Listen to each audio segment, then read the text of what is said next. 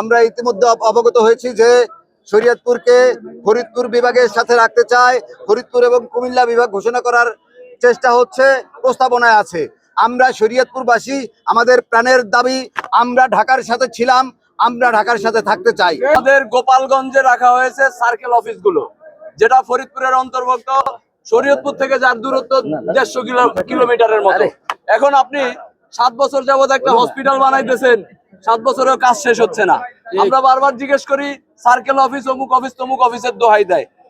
আমরা ঢাকাকে কেন বিভাগ রাখতে চাই শুধুমাত্র একটাই কারণ এই যে শেখ হাসিনা বারবারই চেষ্টা করছে তার গোপালগঞ্জে সব ধরনের অফিস রাখার জন্য, এবং সে সেটাই করছে।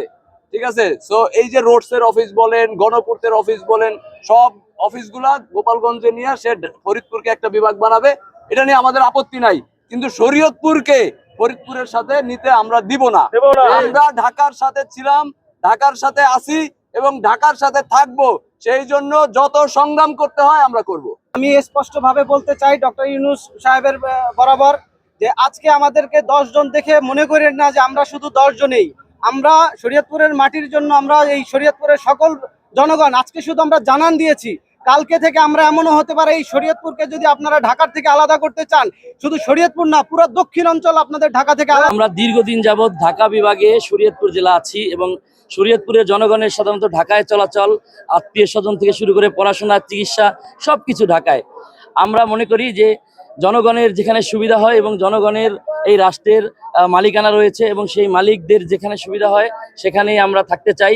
সেই হিসাবে আমরা ঢাকা বিভাগে আমরা থাকতে চাই, কারণ ঢাকা বিভাগ শরীয়তপুরের একদম প্রাণকেন্দ্র। ঢাকা থেকে শরীয়তপুরের দূরত্ব 76 কিলোমিটার সাকুল্যে, আর এখান থেকে ফরিদপুরের দূরত্ব প্রায় 91 কিলোমিটারেরও বেশি। তো সেক্ষেত্রে আমরা আমাদের সকল কার্যক্রম ঢাকা বিভাগে পরিচালনা করে আসছি এবং বাংলাদেশের জন্মলগ্ন থেকে আমাদের শরীয়তপুর থেকে ঢাকায় যাতায়াত।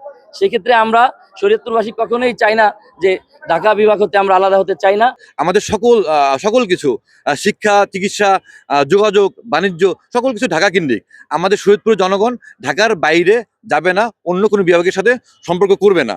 আমরা ঢাকার সাথে ছিলাম, ঢাকার সাথে থাকতে চাই। ফরিদপুর নতুন যে বিভাগ করা হয়েছে সেখানে শরীয়তপুরকে অন্তর্ভুক্ত করা হয়েছে বলে আমরা শুনেছি। এটা 2015 সাল থেকেই চলমান একটা প্রক্রিয়া ছিল। আমরা তখন থেকে দাবি দেওয়া আদায় করার জন্য রাজপথে ছিলাম।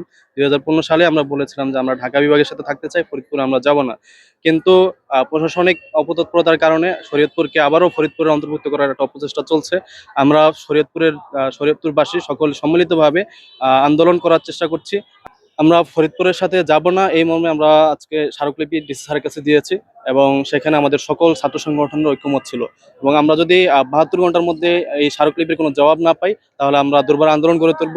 সেক্ষেত্রে আমাদের শরীয়তপুরের যতগুলো যোগাযোগ ব্যবস্থা রয়েছে দক্ষিণ অঞ্চলের সাথে এবং আমাদের পূর্বাঞ্চলের সাথে সকল যোগাযোগ ব্যবস্থা আমরা বিচ্ছিন্ন করে দেব।